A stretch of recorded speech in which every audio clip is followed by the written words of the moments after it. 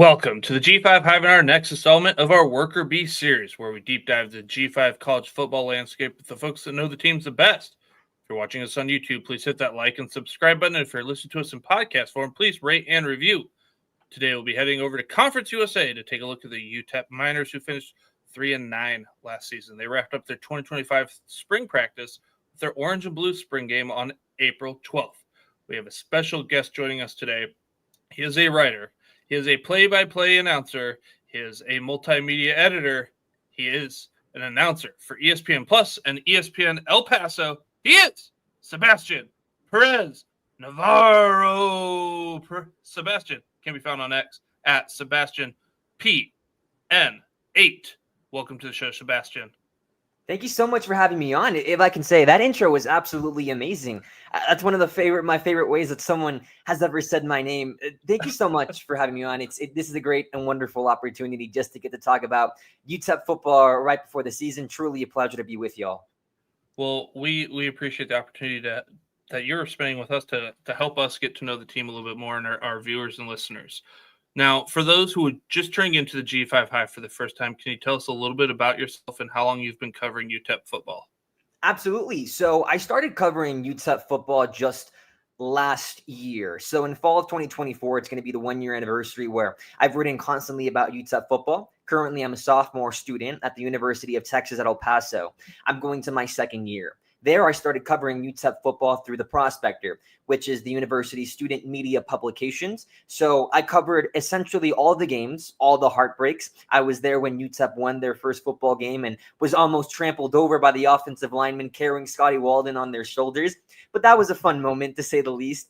And I got to cover their entire season. Simultaneously, I've been able to cover other UTEP sports, most notably softball, in which I did play-by-play for this past spring season. When it comes to the university, I handle the university student-led podcasts. We're called the Prospector Podcast. We're available on YouTube and Spotify. And we even have an Instagram, UTEP Prospector.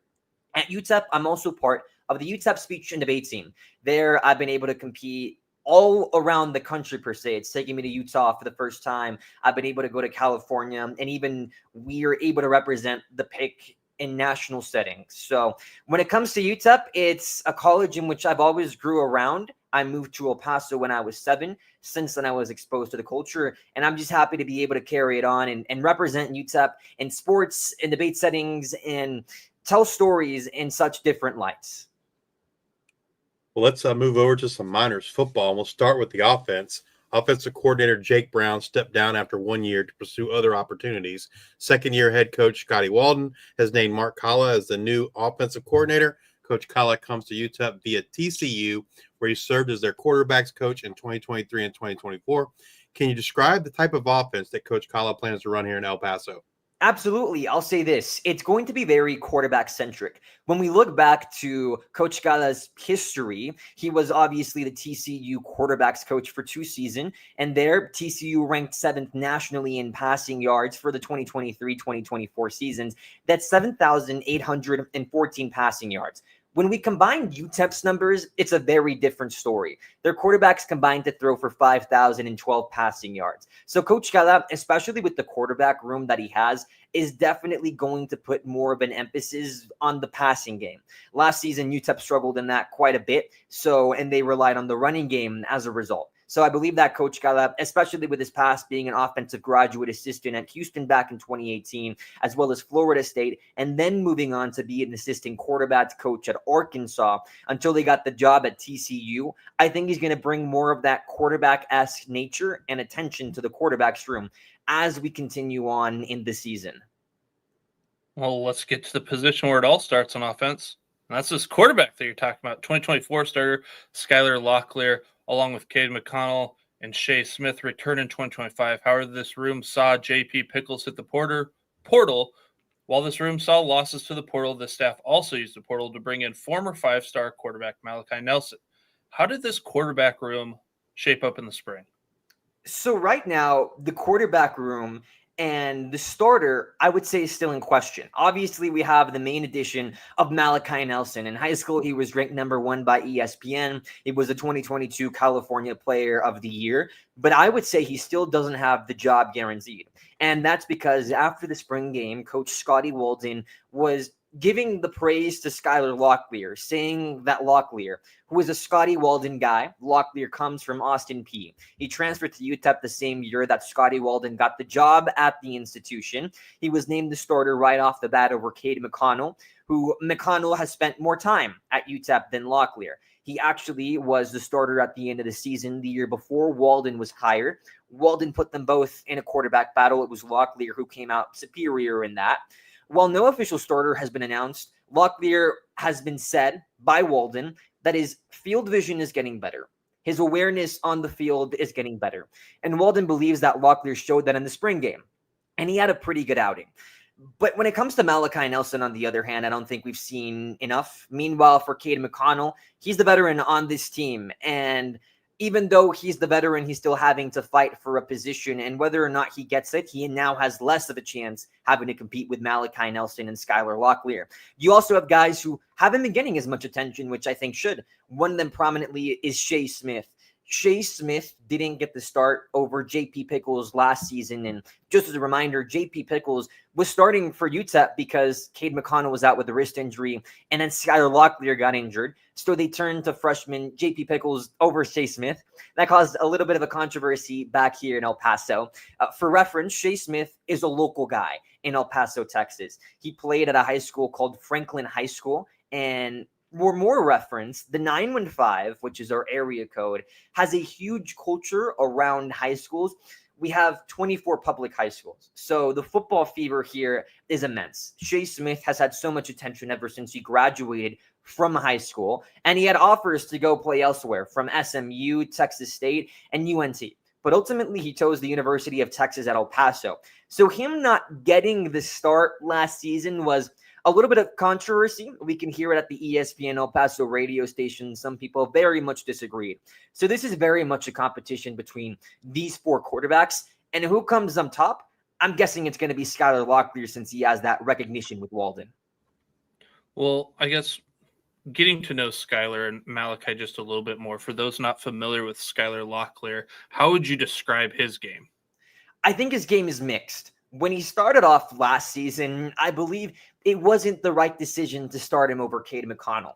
That's because when we look at Skylar Locklear, he was coming from an FCS institution. Yes, Austin P is Division I, and Scotty Walden did a tremendous job in turning that team around from a bad team into a conference champion. Yet, at the end of the day for Locklear, when we look at his passing stats as a minor, a 63.52% completion rate. He threw for 1,583 yards last season, 10 touchdowns, and 6 INTs. Locklear had moments of brilliance last year, and it started off quite early in his first start. Last season, when UTEP was playing against Power 4 school Nebraska, it was 7-0 in the first quarter, and Skylar Locklear just throws a long touchdown pass to tie the game and give UTEP fans a semblance of hope. But after that, he was never able to command the offense for the rest of the season.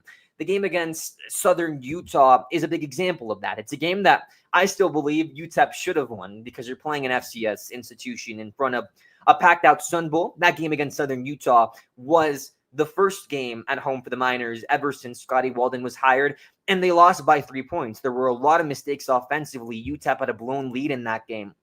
But I'll go towards the Colorado State game. When Skylar Locklear was taken out because UTEP was down 21-3. He was taken out after a red zone pick 6, and McConnell was ultimately subbed in. And Cade McConnell, being the veteran that he is, he was able to lead the team back towards a 24-17 score before Colorado State ultimately ran away with that game. The UTEP comeback failed. But Skylar Locklear's game has been mixed. When he came back in the starting lineup, he did have good moments. I believe he's a strong rusher. Yet at 5'11" and 195 pounds, he wasn't able to command his pocket presence.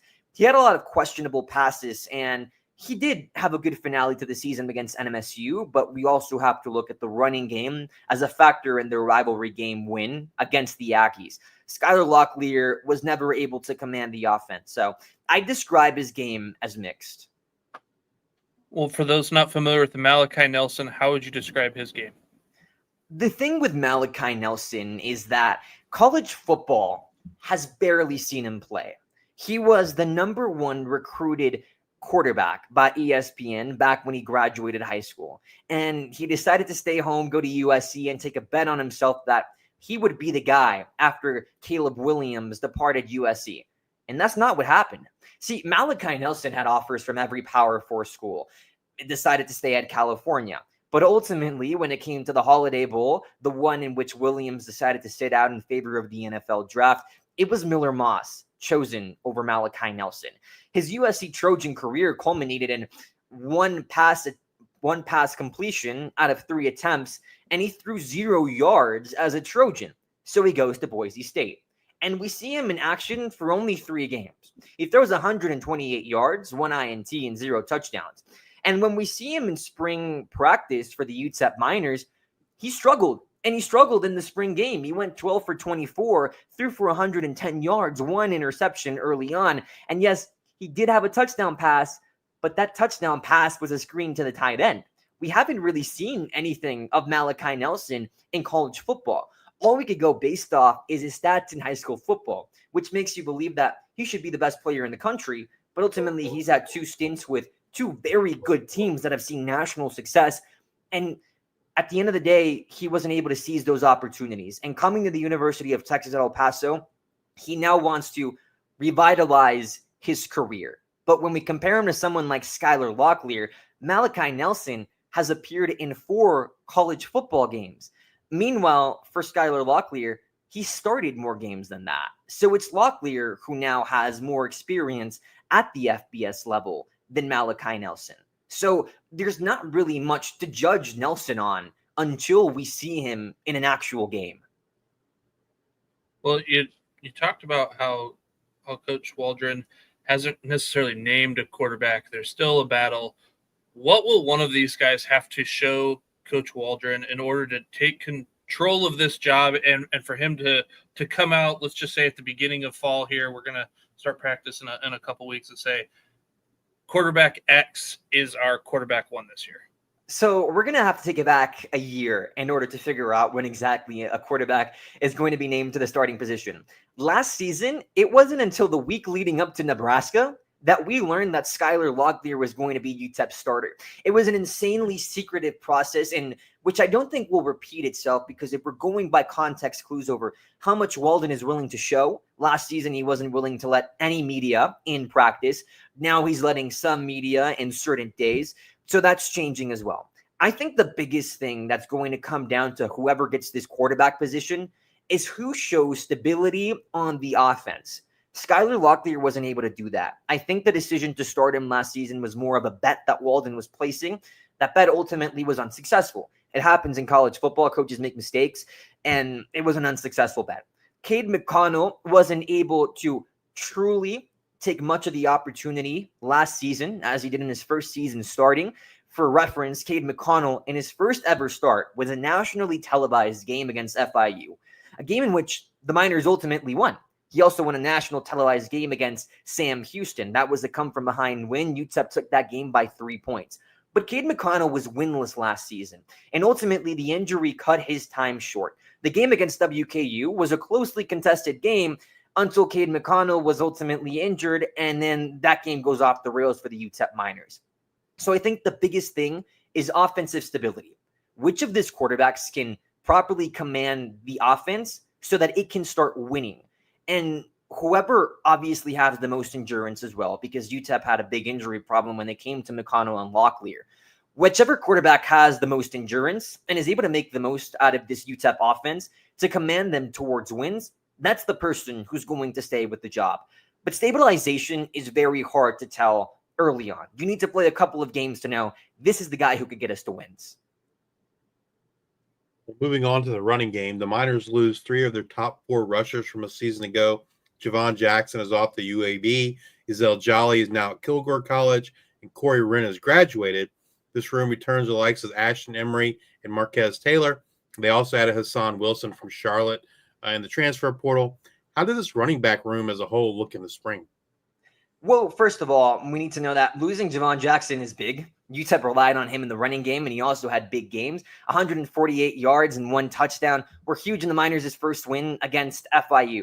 Now, in the case of Jolly's loss, it isn't that impactful. He had one breakout game for 119 rush yards, but he didn't see 100 yards for the rest of the season. These are the starting running backs that remain. Ashton Emery is one. He's a redshirt freshman. He only played in 3 games, so he keeps that year of eligibility. And he only recorded stats for 1 game, that being against Kennesaw State. He's currently 5'11", 203 pounds. We also have Marcus Taylor. Marcus Taylor is an Austin Peay guy. He came with Walden in UTEP. He played in 3 games, and he had a rush attempt against Tennessee.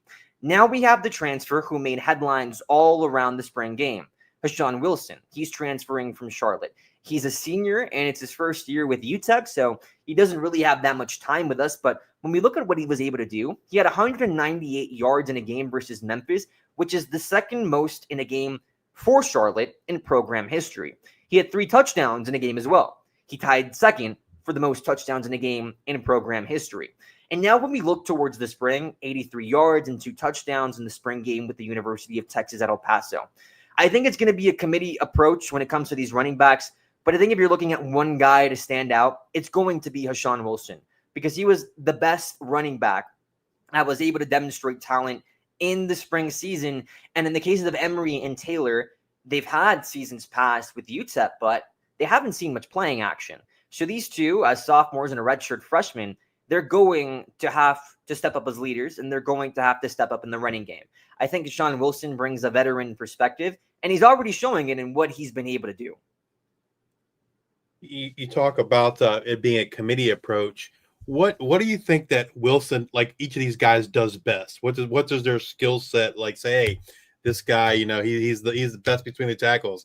This guy is the slippery guy, the more kind of get him the ball in space. What are your thoughts there?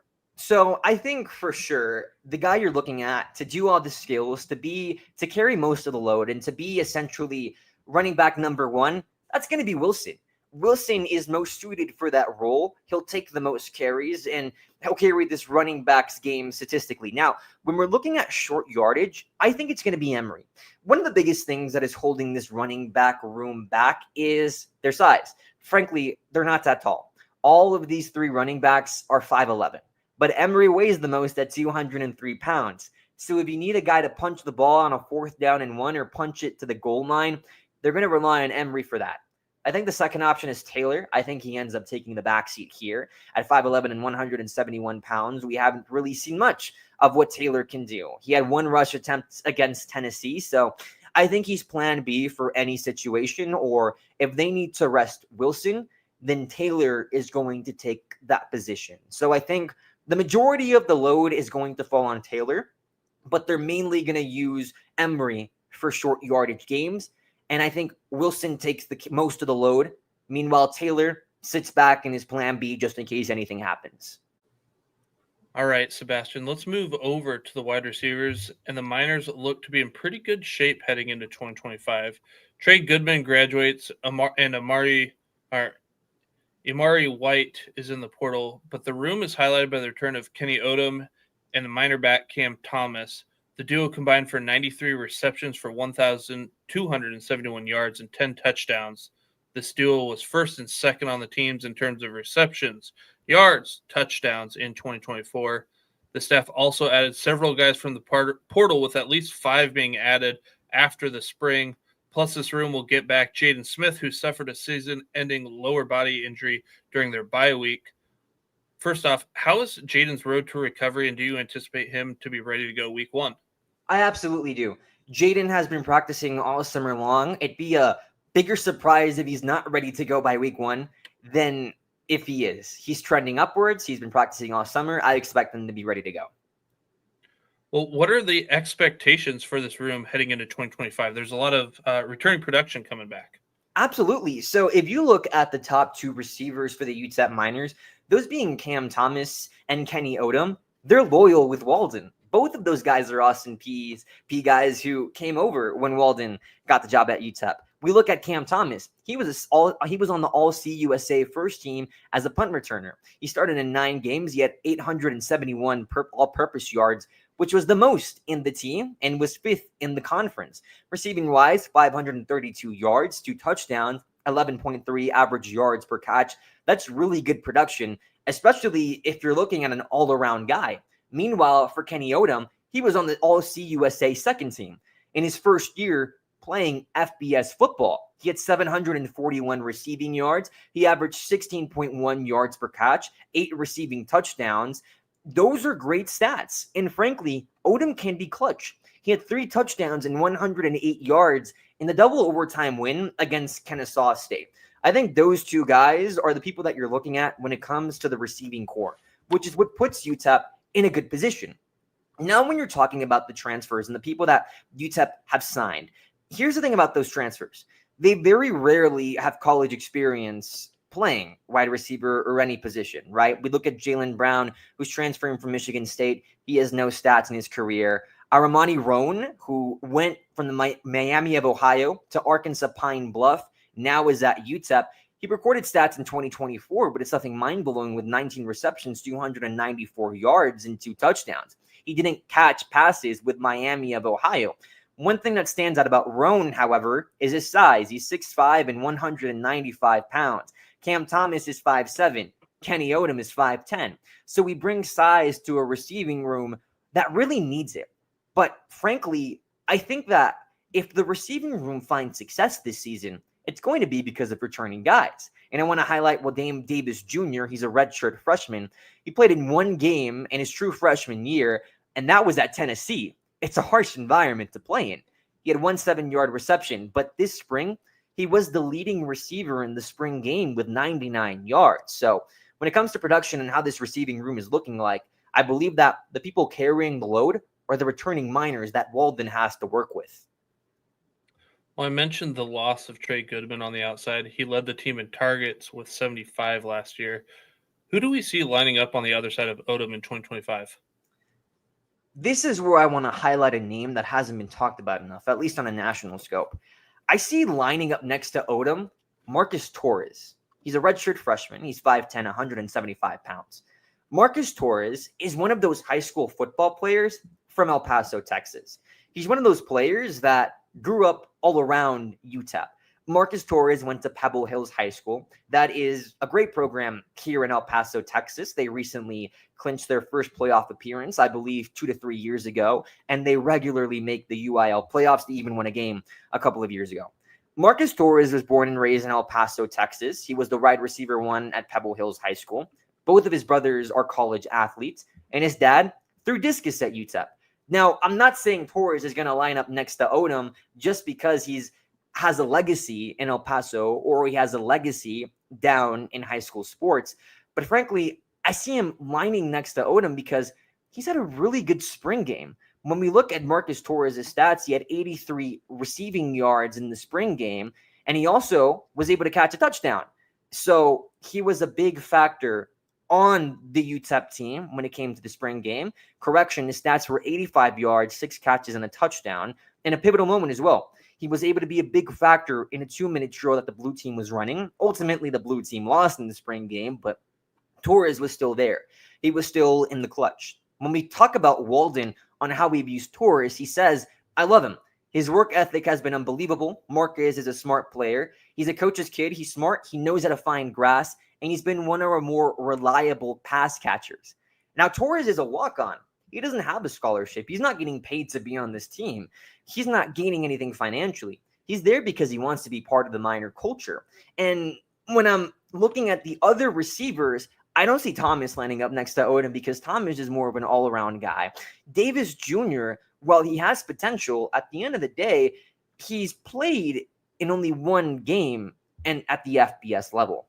I think if there's anyone who's expected to outwork all of these wide receivers, it's going to be Marcus Torres. And I was fortunate enough to call some of his games back in high school, and he has an insane work ethic. And it boils down to the culture that is seen here in El Paso. If I could put the spotlight on high school football for a second, here there are 24 public high schools. It's different compared to the rest of Texas because El Paso is a city with almost 700,000 people in their population size. And unlike other cities in Texas, we're not that big as to have suburbs. Some big suburbs in high school football in Texas are Plano and Dallas or South Lake Carroll and Dallas. And those are big programs because they usually only have one school district attached to them. Meanwhile, in El Paso, you can't justify having one school district for one high school. The population isn't big enough. So because of that, while high schools are insanely competitive here in El Paso, at the end of the day, they all stick together. It's a saying here called EP versus everybody at the start of the University Interscholastic League playoff. Because El Paso knows that they're a tight-knit group. And Shea Smith, who I talked about earlier, who's also a kid that was grown up here and who went to UTEP because he wants to continue representing his city, Marcus Torres and Shea Smith were throwing passes back in January when practice was over. So I think if we're looking at a kid who is an underdog and who has the potential to line up next to Odom, I think it could be Marcus Torres. I definitely see him in that position, especially if he keeps working hard as he has all spring. Well, who does this room, who in this room will have the biggest impact in 2025? I think Kenny Odom. Kenny Odom is going to have the biggest impact in this room, right? He was a returning receiver. He had pretty good stats. But now here's the thing. It's not his first year in FBS anymore. He is a 2-year minor. He was able to put up good stats last season. So he's now expected to grow. He is now expected to have more clutch moments. The game he had against Kennesaw State where he caught 3 touchdowns, well, now he's going to have to repeat that. And I believe that Kenny Odom is going to be able to step up to the plate. So if we're looking at anyone who's going to stand out and who is going to lead this receiving room, it's going to be Kenny Odom. He knows the FBS level more. And if he has a big impact, then that trend could go towards the rest of the receiving room. So my take is Kenny Odom. This offensive coordinator change, what have you been able to learn in terms of how the tight ends will be utilized in this offense?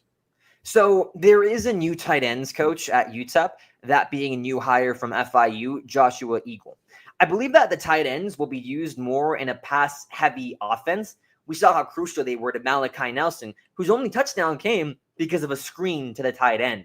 I think we're going to see a lot more screens with tight ends. I think they'll be a lot more active in the passing game. Yeah, they'll still block, but at the end of the day, I think they'll be more active when it comes towards the passing game. One of the factors that I want to look at is Cash Cheeks, who is a junior. He's transferring from Northern Colorado, which is an FCS school. He's 6'7", which is tied for the second tallest player at UTEP. And he's only 195 pounds, but I think they can develop in more for him to be a bit bigger and you have more powerful tight end plays so that when you throw screens to them, then these tight ends can pull off moves like trucking others. You mentioned Cash Cheeks. Was he the kind of the standout in this room during the spring, or was there someone else? I would also say Judah Ezenwa. He's a redshirt junior. He's 6'3", 235 pounds. Not as tall as Cash Cheeks, but he's definitely got a lot more weight to him. He was the one who caught the touchdown pass from Malachi Nelson. He went 44 yards to the house. I think if Ezenwa is able to continue his receiving game and growing his skills in that sector, I think he's going to be the most reliable tight end in an offense in which I believe Cala is going to want to orient to the quarterback based on his previous history. Well, moving over to the line, the people that are going to protect this quarterback, they're going to need to replace left guard Brennan Smith, left tackle Isaiah Wright, and right guard Otis Pitts III. The line's going to be anchored by the return of center Ivan Escobar.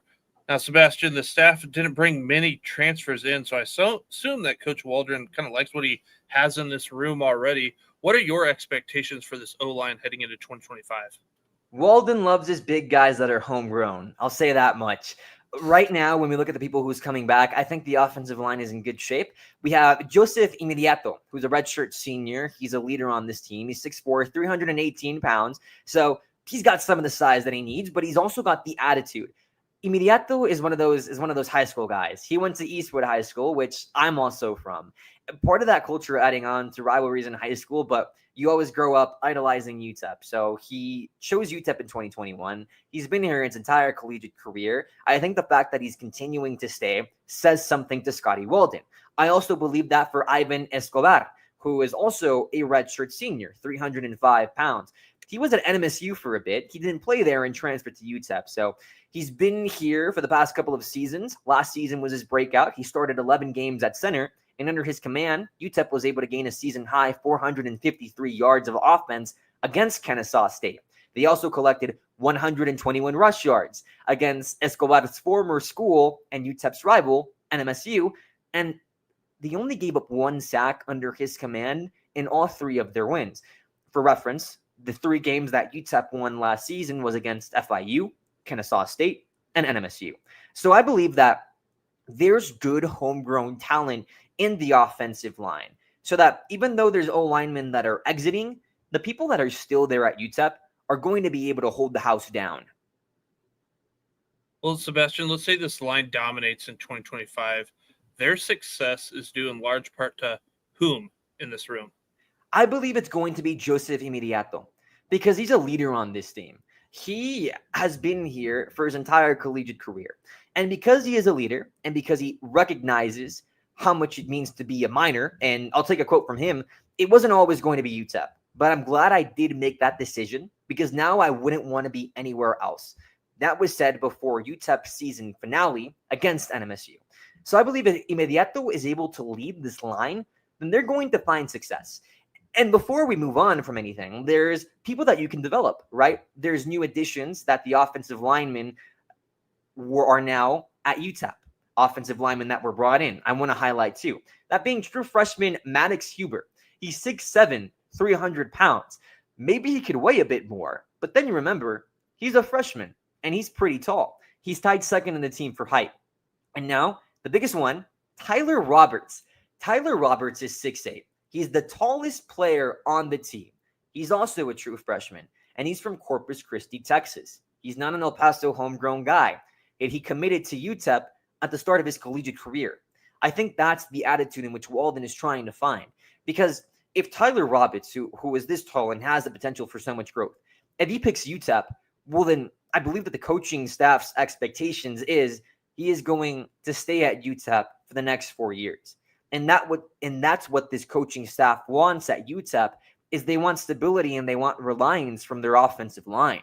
So if Immediato puts the example there, it's an example in which the following classes of O-linemen can follow. It's Sebastian. If you had to pick an offensive player to have a breakout type season in 2025, who would that be? Oh man, if we're not including quarterbacks, I would say it would have to be Kenny Odom. Everything's aligning for Kenny Odom now, right? As previously said, he already knows Walden. This is going to be another year that he's playing for him. He had good stats last season, and now he has more of a chance to shine. This, in large part, is Kenny Odom's offense, including the quarterback, of course. He still has 2 years with UTEP. He's barely a junior. I think this is the year that Kenny Odom breaks out because there's the space for that. UTEP is going to be relying on Kenny Odom more. So my pick is him.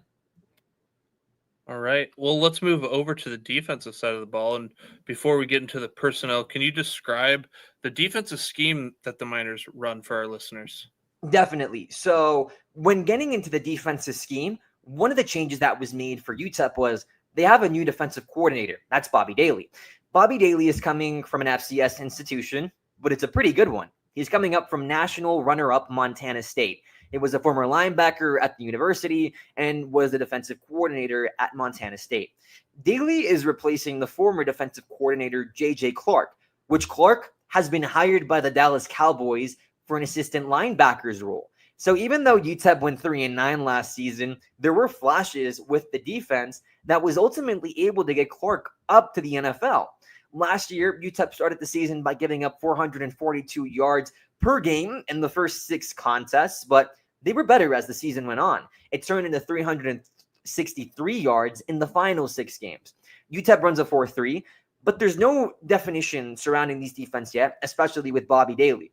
Right now, what we have to look at is the fact that there were 73 combined points scored in the spring game, and the defense had trouble stopping the run game in the first half. So we need to see how Bobby Daly deals with an FBS defense. We need to see how much of Clark's regime he wants to change or keep, and that is going to give us a better idea of how UTEP plays. Schematically, the D-line last season was the best part of the defense. They had 36 sacks. but they constantly gave up sneaks and runs. And I go back to the game winner that was punched in by Middle Tennessee late in the game for a 20-13 win at the Sun Bowl, a game in which UTEP was favored to win. It was the first game that they were favored since facing Southern Utah in week number 2 of the college football season. So that was a little bit of a heartbreaker. The secondary, I believe, is the weakest point of this defense. There were 6 games where they gave up 35 or more points. So overall, that's how the defense is looking like. We'll see how Daily changes it or puts strengths and what weaknesses the Miners may have. Well, let's dig into these defensive position rooms. We'll start out with the guys up front along this defensive line. Sebastian, I'm a little bit nervous about this defensive line heading into 2025.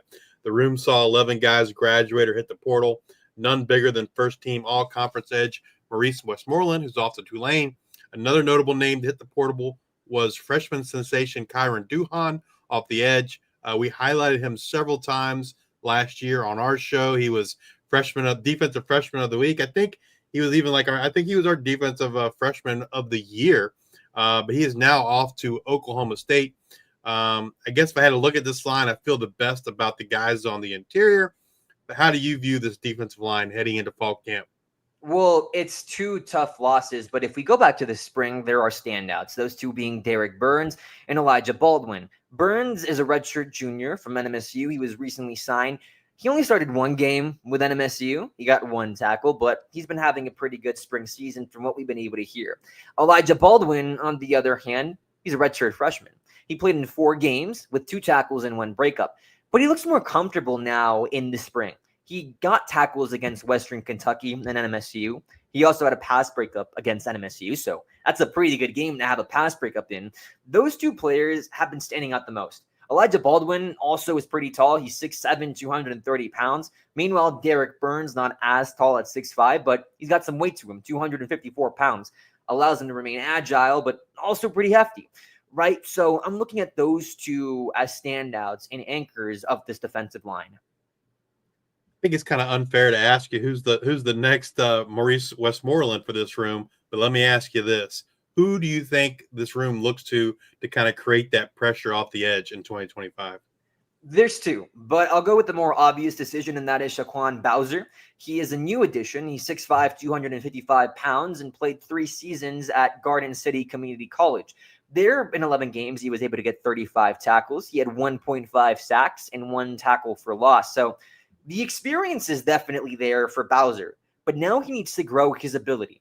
He was part of the 7 defensive linemen that were signed by UTEP, so more than likely he is going to be filling the gap at edge, in which is sorely needed for UTEP after losing the players that they did. But if developed right, and this is going to not be a thing so much for the next season, but possibly for the future, I'm looking at true freshman Justin Lee making a difference. Lee's a 3-star athlete out of high school. He was ranked 89th in the nation. There's time to grow him. I think the biggest hindrance to Justin Lee, though, is his height and weight. He's 6'1", 225 pounds. Now, they did acquire Lee on early signing day, so they definitely have had more time to talk to him and develop him. So if we're looking at anybody who can possibly be here for their entire collegiate career, I think that could be Justin Lee. But for now, the most obvious fix in who's going to be at the edge, at least based on experience, is more than likely Shaquan Bowser. If everything comes together for this group in 2025 and they make things difficult for quarterbacks in Conference USA, it's because who showed out? There's 2. I think showing out, the more obvious decision is Elijah Baldwin. Baldwin is no longer a rookie. He's played in important games, and he does have experience with the Miners. So he needs to be the one to lead in the stat-wise, though, and establish credibility in that defensive line. Baldwin's a returning guy. It's time for him to step out. Now, a possible standout to possibly step up, I believe, is Jaden McKinney. Jaden McKinney is 6'4", 283 pounds. He's a junior, and he comes from Austin Peay. This was a recent signing, a program that Walden helped legitimize. He played 12 games under Walden back in 2023. So there's a player to coach connection there. Walden has been able to see McKinney develop. He's only had 1 season apart from McKinney. Now that he enters the latter half of his collegiate career, I think Jaden McKinney could be a standout of this defensive line and provide an aid in which, when looking at the D-line room, is sorely missing in because it feels a little empty. Sebastian, this linebacking room is going to look to replace tackling machine Dorian Hopkins. Hopkins and rotational linebacker Trey Dunson have graduated.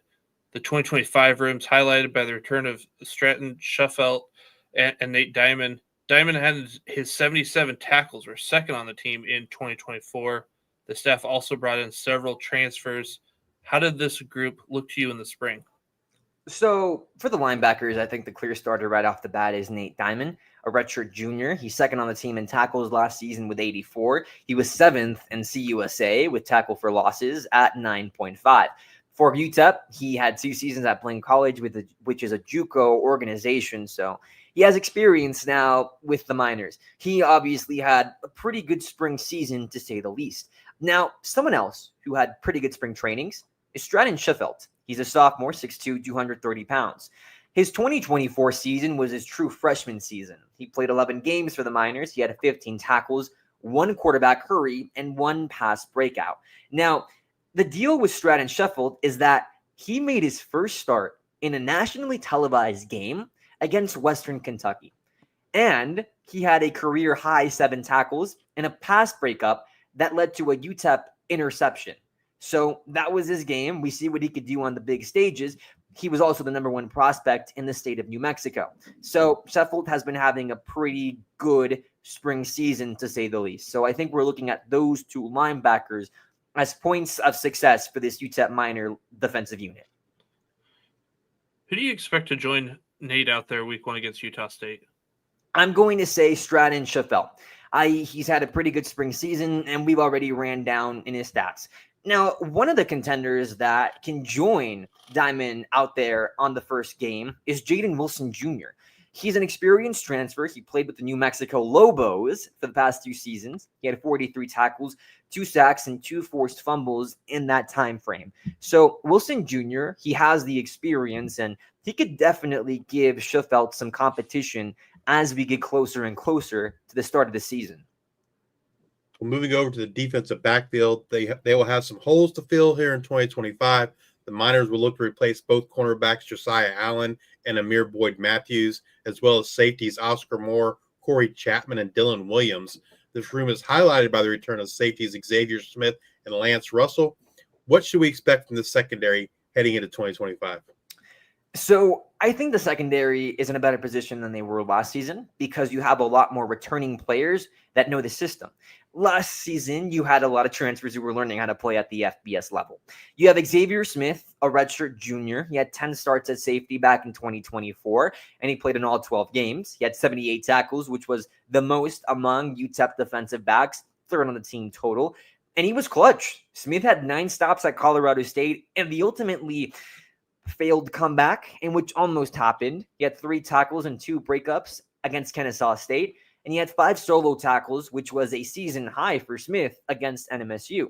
Those are important stats in important games. He's also an Austin Peay guy who came over with Walden, so he now knows the minor system more. He now knows the FBS level more. So I'm looking at Smith to have a better season. You have Lance Russell, who's also returning. He's a redshirt senior. He had 6 starts at safety and also played all 12 games with 54 tackles and 4.5 tackles for losses. And you have a sophomore called Justin Content. He was a true freshman last season. He played 9 games and had 4 starts. Only 4 tackles, 1 breakout. He had 2 stops against the 10th ranked team in the nation, Tennessee. So that was a pretty good showing to get a taste of Content. So these 3 players now returning gives me high hopes for the secondary to be better than they were last season, while it was still a defensive unit that was trying to learn the flow of FBS football. If this room plays to your expectations or slightly above them, it's because who stepped up in a big way for this secondary? Justin Content, I think, by far. Because by default, Lance Russell needs to step up now because he's going to be a starting safety. If we're able to get a younger player, specifically a sophomore, to be better in the cornerback unit, because when it comes to CBs and cornerbacks, UTEP lost 2 that were key to the defense last season. So Justin Content is a returning guy. He is no longer a true freshman. He's played in harsh environments such as Tennessee. And time now is calling on him to be better than he was last season. Time now is calling on content to step up as a leader, to lead this UTEP defensive unit when it comes to cornerbacks. Because UTEP doesn't have the same guys as they had last season. They lost 2 key cornerbacks, and with those losses, content needs to step up in order so that this UTEP secondary can be stronger. I think the safeties are going to be good. I think Lance Russell is going to have a better season than he had last year. I think he's going to be a stat leader for UTEP. But I think that the success of the cornerbacks is going to have to go to Justin Content. Who does this room look to as their leader in the secondary? Their leader is definitely Xavier Smith. Xavier Smith has the skill to back it up, which establishes his legitimacy. He has loyalty to Walden compared to that of other players who came from Austin P with Walden, but have left for other teams and other pastures. Smith stayed, despite him possibly having the chance to lead, looking at the season he had back in 2024. I think Smith has shown that he has statistical value, that he brings skill to the team, but at the same time, he's loyal to Walden. And by default, that makes him loyal to UTEP. Sebastian, if you had to pick a defensive player to have a breakout type season in 2025, who you got? I'm going to go with Elijah Baldwin. Baldwin's tall. He possibly needs to gain more in weight, but he's got the height for sure. And we remind ourselves that he's still a redshirt freshman because he played 4 games last season. He had 2 tackles and a breakup. Now he looks more comfortable in the spring. He had some pretty big moments against NMSU.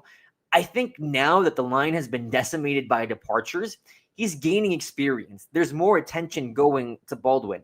And because he saved a year of eligibility, extending his collegiate career, Baldwin is going to grow more, and he has the time to do so. I think that growth starts this season for Baldwin. I'm picking Elijah Baldwin as my breakout player for the defense. Well, Sebastian, we've talked offense, we've talked defense. Now let's move over to the special teams. How are those units looking, and are there any concerns? Oh, man. So special teams is somewhat of a sensitive topic down at UTEP, and I'll take you back to week 2.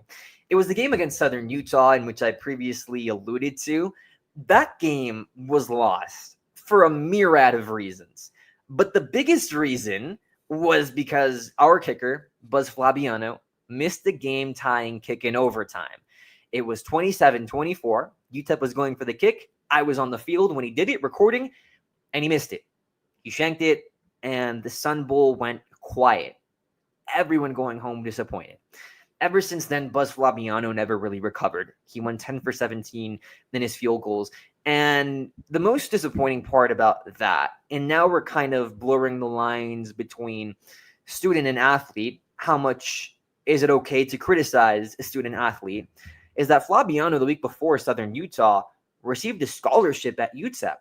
He was previously a walk-on. He wasn't getting paid to be in football, or he wasn't getting any financial incentive for his college career. So a week after he gets put on scholarship, he misses a key kick. And that's when his confidence kind of just derails.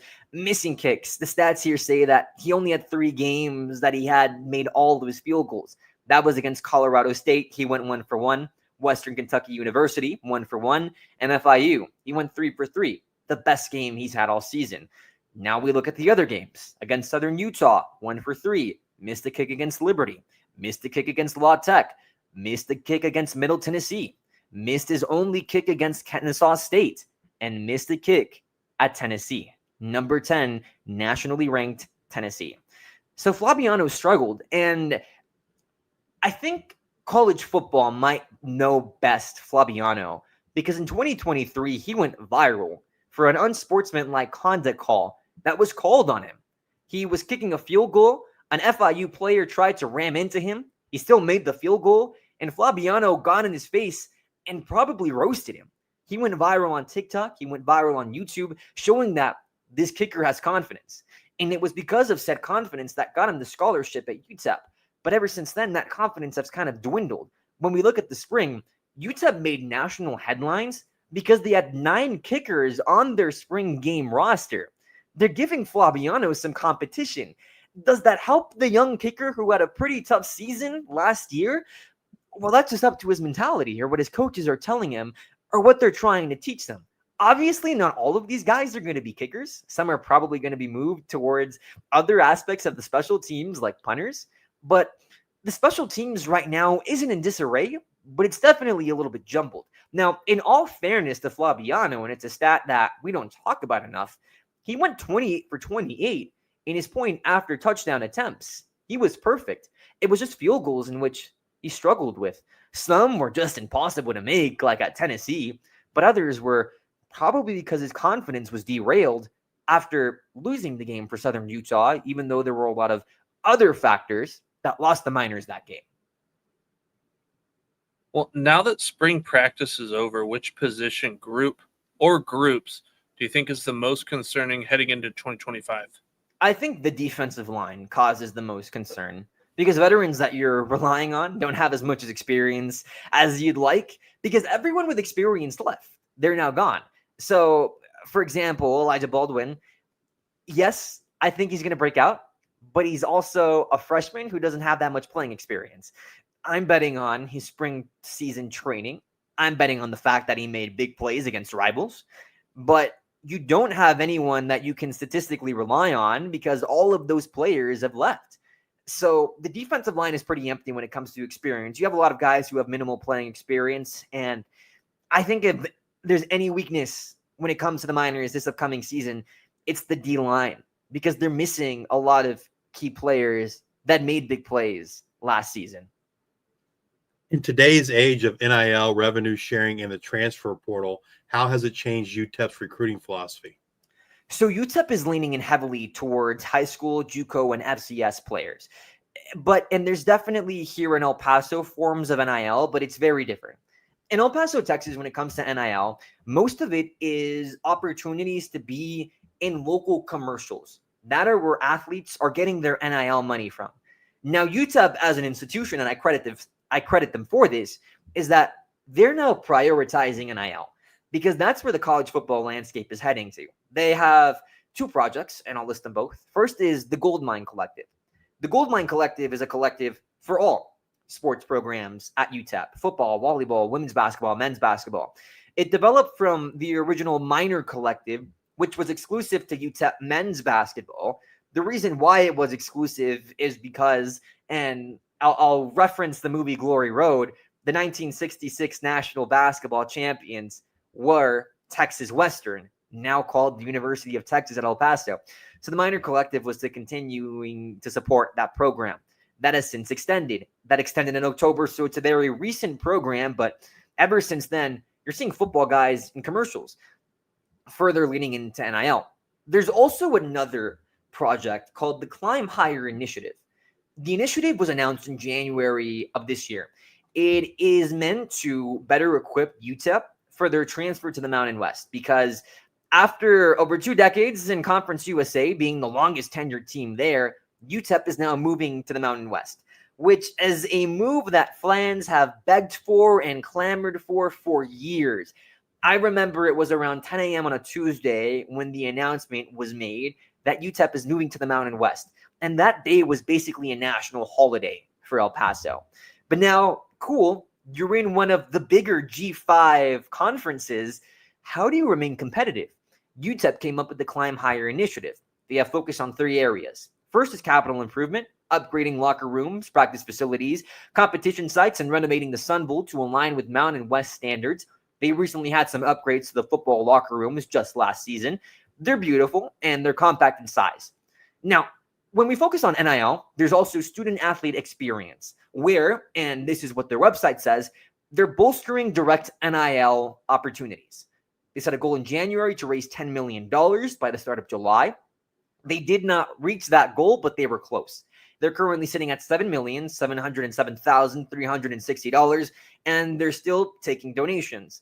So UTEP is leaning into NIL. But when we're looking at the 2025 recruiting class, according to 24/7 Sports and On3, it is the best in CUSA, and it ranks number 5 in G5 schools.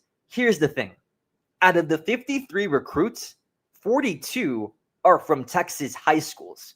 So there's pros and cons to that. Pros, if you develop these student athletes who are from in-state obviously they would like the culture of Texas, which is one of the reasons why they're picking El Paso. And the pro is you get to develop players for longer times. There's a chance you keep them for their 4 years. The con is if you grow their ability, then there's a good chance they can hit the transfer portal and leave. So UTEP is taking a bet on these players, and we'll see how that pays out. But definitely UTEP is leaning more towards FCS signees and transfers. But when we look at the scope of their recruiting, it's Texas high school football players. Well, how do you feel like the staff at UTEP is doing navigating the portal? I think UTEP is taking a bet. That they're going to grow players at the start of their college career, and that those players are going to fall in love with the culture that El Paso brings. They're going to fall in love with the people and the local businesses and the coaches and the personalities that UTEP brings, and they're going to want to stay. Because I'll say this, having interacted with the coaching staff and the people here and the people in the athletic department, they are extremely human. Scotty Walden is a human guy. I'll get more into that later, but all the coaches treat you nicely. They always treat you as a human being. And even if you're a journalist asking the hard questions, they're not going to dislike you for that. They're going to treat you right. And that's the same for the players. Each player gets attention from the coaching staff, and they're each treated well. So they're betting on that. When Walden took over last season, and this has been a trend for UTEP, before Walden's time, UTEP wasn't necessarily that active in the transfer portal. They were navigating it so well. Walden comes in and he signs the best recruiting class in the history of UTEP, signing 47 players. This year, he topped it with 53 recruits. But we look at the stability of signees, or the lack thereof. We go back to last season, and the two headlines there were Javon Jackson and defensive end Jalen Jones. Both of them are now gone. So UTEP may be signing a lot of players, but the hard thing is keeping those players.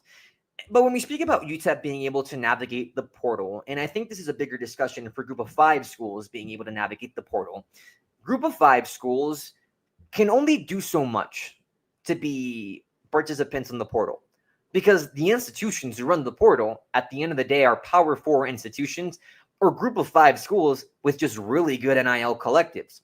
UTEP is trying to become one of those G5 schools with a really good collective to keep these players. So I think it's no coincidence that these collectives, along with Texas high school recruits, who UTEP is taking a bet on, are aligning at the same time. But it's a bet, and I can only hope it works out in the end. Because at the end of the day, college football is trending towards a different direction. NIL is now taking control, and NIL is the main factor of where these players decide to go for their future. I think UTEP is betting on the fact that they'll be able to keep these players for the next 4 years, and that's a bet on their collective. And we'll see how that ends up as the years pass. What do you think will be the main strength of this 2025 team? So this is where I want to talk about Coach Scotty Walden. Before we started the podcast today and the show, you guys were telling me that you loved Walden's attitude, and I can't disagree with you one bit. I'll take you back a little bit to the fall of 2024. I was able to speak with the voice of the UTEP Miners through radio, 600 ESPN El Paso, John Teicher. He is a broadcasting legend. He has been a great mentor of mine. And he told me that being able to attend practice, because there are some members of the media who can attend practice, but obviously you have to be in direct affiliation with UTEP. He was able to see practice and loved Coach Walden's energy. And he told me that it was the middle of the season. UTEP was winless up until this point. He thinks UTEP is going to turn it around. And it might not happen now. It'll happen later on. But Scotty Walden's attitude is going to be a big proponent of UTEP being able to turn around what was a lackluster season to a better season. You look at the videos as well. Last season, Scotty Walden was being juggled in the hands of football players. When UTEP won their first game against FIU, it's like they won the Super Bowl. The old linemen were carrying Walden on their shoulders and just hyping him up. Scotty Walden brings an unmatched energy to the entire campus. Funny story, I went to a wrestling event a month ago. I sat right behind him. He treated me like I was his long-lost nephew or something. That's what Walden brings towards El Paso. That's the attitude that he brings towards his players. The president loves Walden. The athletic director loves Walden. professors love Walden, and players love Walden, and players are playing for Walden. So I think that attitude is going to be one of the main factors that is going to propel UTEP towards having success this upcoming season. Well, what does success look like for the Miners in 2025? It is very simple. Success is making a bowl game. Success, if we make a bowl game, that's the best that we can ask for. Maybe better is that we win a bowl game. But success is that we make one. Success is that maybe we win 5 games and maybe we're plan B for a bowl game. But that's what success entails. Making a bowl game or being close to one. If we do that, then that means UTEP is trending upward. If we remain a middle of the pack / lower end team who isn't breaking a bowl game, then we're not having success. We're not trending upward. Now, I think the biggest thing that UTEP fans can ask for, and I don't know if this will happen, this is very positive thinking, is UTEP winning a bowl game. Because if UTEP wins a bowl game, any bowl game, it's like UTEP wins the national championship back here in El Paso. And that's because UTEP hasn't won a bowl game since 1967. It's the longest active drought in the FBS. If we're able to stop that drought or even come close to stopping that drought, you can assure that Scotty Walden is going to be here for a long time. So, Sebastian, to get that success, to get to a bowl game, looking at their schedule, is there a critical portion of the schedule that you're like, hey, we've got to do damage control here, or we've got to win these games? When you look at that schedule, what do you see? I think that the game that UTEP needs to be at a different level on for is their game against La Tech, because that's when conference play starts. You no longer have the excuse that you're playing Power 4 opponents or that you're playing opponents that you may not be that familiar with. When CUSA play starts, that's the most important part of the season. Once we play La Tech, the starting quarterback needs to be figured out. The running backs need to have their stuff together. The receiving core needs to be at its strength. That game against La Tech is going to tell us who this UTEP Miner team is. I think the first couple of games, UTEP has a lot of breathing room. They sure have a lot of breathing room when they take on the Longhorns in Austin. And the start of the season is going to be UTEP finding themselves. But by La Tech, the Miners need to know what type of football team that they are if they want to see success. Because if they start off with a bad record in CUSA, then the season is going to end badly. But if they're able to play solidly against La Tech with an identity, then that identity is going to carry on through the rest of the season. Well, Sebastian, we've covered a lot of ground today, but is there anything else you want to share or think that we should know about this 2025 UTEP Miners football team?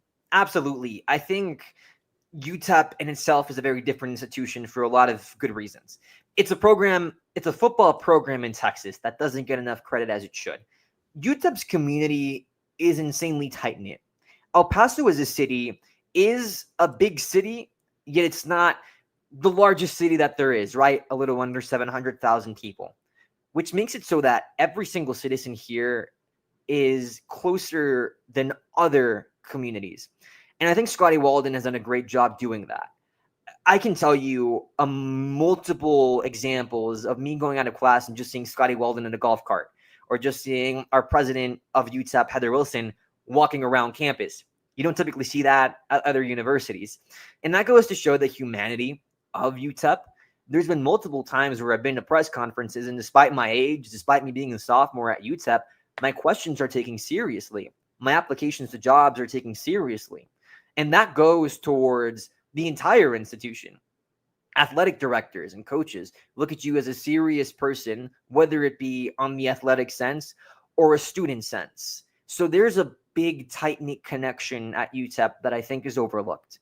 And I think if that connection is properly tied towards this football program and is properly transmitted towards the players, then a lot of players are going to stay for their entire collegiate career, and simultaneously, UTEP is going to find success. I believe that without a doubt. Students and faculty and staff at the University of Texas at El Paso have some of the biggest hearts in the entire collegiate landscape in the United States. And I know that's a bold statement, but it's a statement that I believe I could back up. And I think the coaches show it. And the entirety of Scotty Walden's staff is behind him. All the players of Walden, even Cade McConnell, who was in the midst of a quarterback battle, loves Scotty Walden. And I believe that that attitude and that sense of community is what's tying this team together. And if they see success, that's the main thing we need to point to. And that's something that the college football landscape should be aware of. Well, Sebastian, thank you very much for taking time out of your day to spend with us and share your knowledge. We greatly appreciate it. But before we let you go, we want to give you an opportunity to share with our listeners where to find your work, maybe some things that you have coming up or are working on now. I appreciate it. Thank you so much. This opportunity has been amazing. I think we've had a very fun conversation. When it comes to my work and where you can find me I'm on Instagram and X, Sebastian PN8. I also have a LinkedIn, Sebastian Perez-Navarro.